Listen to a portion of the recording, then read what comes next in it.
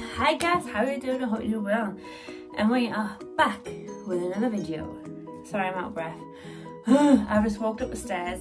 I do like filming here for some reason at the minute. Basically, I put you on the windowsill and I just sit on the stairs. Don't know why. I just like it apparently.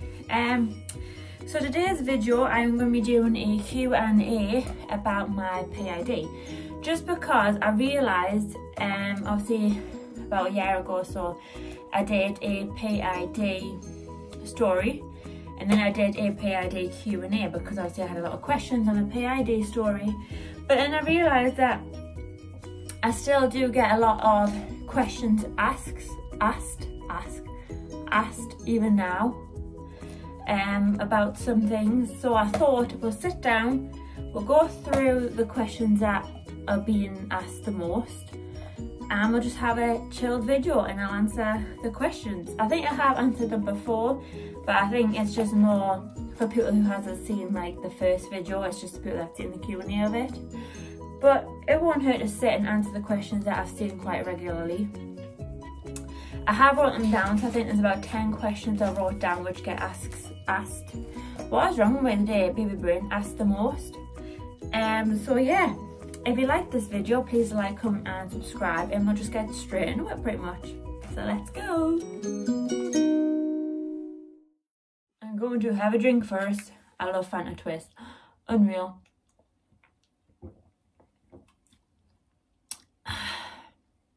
So I got up really early this morning, guys. For no reason. I got up at 6:30, got ready, had a cup of tea, had breakfast, because I was waiting for a guy to come out to put a chain on the back of my cooker to attach it to the wall. And he's never came. Don't know where the frig he is. I did tell them I started work at 11. I don't, but I told them that because they'll make you stay in the house for hours on end for a 2-minute job. So they said they'll be out first thing in the morning and it's currently now 10:30 and they're still not here. So I don't think they're coming. I bet you they'll rock up a different day and I'll be like, really love? Really? Yeah, I'd like to be my morning, but it's 10:30. I've had breakfast. I've cleaned the house. I've taken 2 washloads of washing.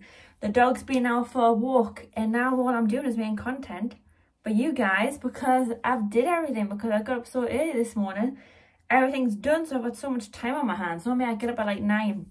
I'm cleaning the house until about 10:30, take the dog out, and then I don't eat until about 11:30. So then by the time then I'm sitting there chilling. And then I have to get up at like 1 to start making Tony's tea. But yeah, I feel very productive today. So let's go to the first question. So the first question was, what brand of serapeptase did I use? So the first brand I used was the Holland Barrett one. I used that one until obviously it ran out. And then obviously I did see everyone going on about the Dr. Best ones. So I bought them ones. Obviously them ones were a lot bigger to swallow compared to the Holland Barrett ones. Holland Barrett ones are like tiny, like really easy to swallow, where the Dr. Best ones were massive and I struggled to take tablets. But I don't know which ones worked because I couldn't tell you. But I did use the Holland Barrett ones the first month and then after that I did use the Dr. Best ones. So I did change up the brands, but I did think the Holland Barrett ones were easier, but then I feel like the Dr. Best ones were doing more, if you know what I mean. Like when I took the serapeptase one, I felt fine. I mean, like if I took the Holland Barrett ones, I felt fine. But when I took the Dr. Best ones, I did have cramping and things like that. And I like, surely that has to be a good sign because you feel like it's clearing your tubes out. So I did feel, should we say, more symptoms with the Dr. Best ones. But obviously them were the ones that everyone else has been recommending as well. So I feel like if you don't mind a few cramps, the Dr. Best ones would have been obviously the best, I think anyways. And I think they're cheaper than the ones in Holland Barrett. I think the Holland Barrett ones were 18 and the Dr. Best ones were £15, I think. So slightly cheaper. Next question. Have you had a biopsy uterus lining test? No, I did not have that. I just had HSG, which is obviously, if you don't already know, it's literally just a black dye going through your tubes to see if they're blocked. So that could have helped. My tubes could have been blocked and then the dye could have unblocked them. It could have had very mild blockage in my tubes, which was affecting us to conceive. I do not know. Or it could have been the serapeptase that unblocked them. That says, I don't know. But at the end of it, after taking serapeptase and getting the HSG, my tubes were all clear and I got a thumbs up and everything was all good. Next question. How is my fertility journey going so far? Well, I am currently 25 weeks pregnant, so let's just say the fertility journey has ended and now we are in the pregnancy journey if you haven't already seen the videos. And yeah, going well so far. I haven't had many symptoms. I think I had more symptoms in the first trimester than I have in the second trimester. Yeah, in the second trimester, I haven't really had that many, apart from really bad backache at the top of my back. Like, the back of my ribs feel like they're just going, but they ache really bad at night time. I think it's because you have to lie on your side. So when I lie on my side, I feel like my ribs start aching really bad. So my partner has to keep going out buying heat pads because he doesn't want us to have a hot water bottle on all the time, because he comes over for a hug and he burns himself. So he has to go and get his heat pads. But that's his choice. How long was I taking serapeptase?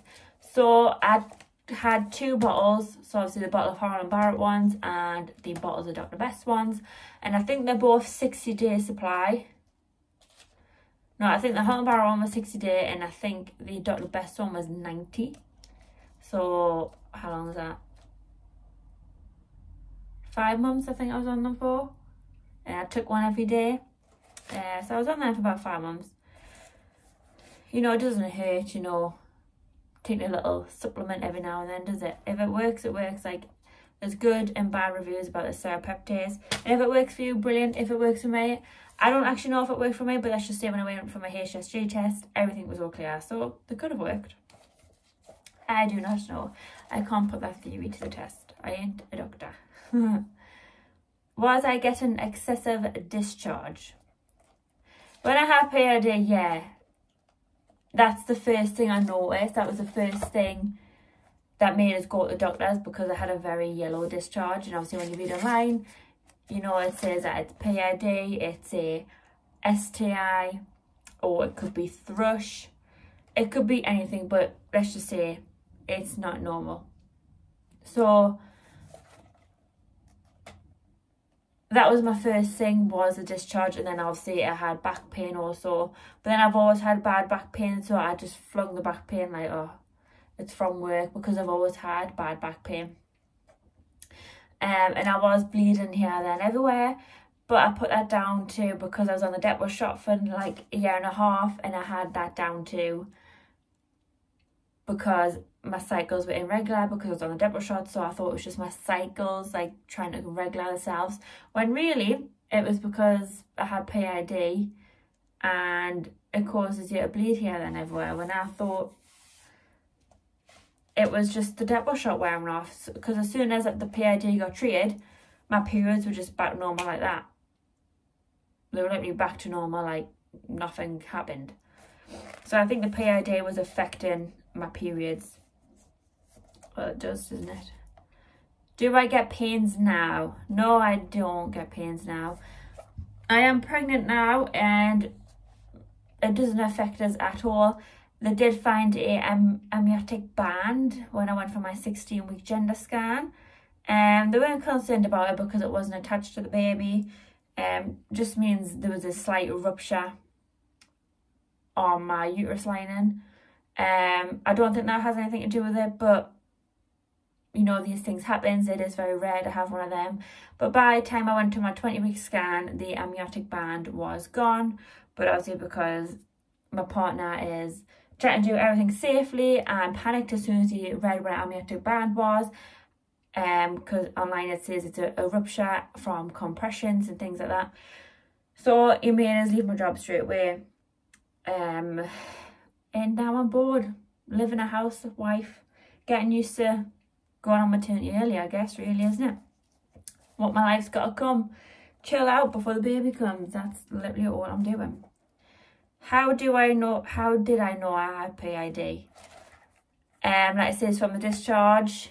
So obviously when I went to the doctors for the discharge, they told me to go to a sexual health clinic. So I did, and let's just say it came back positive.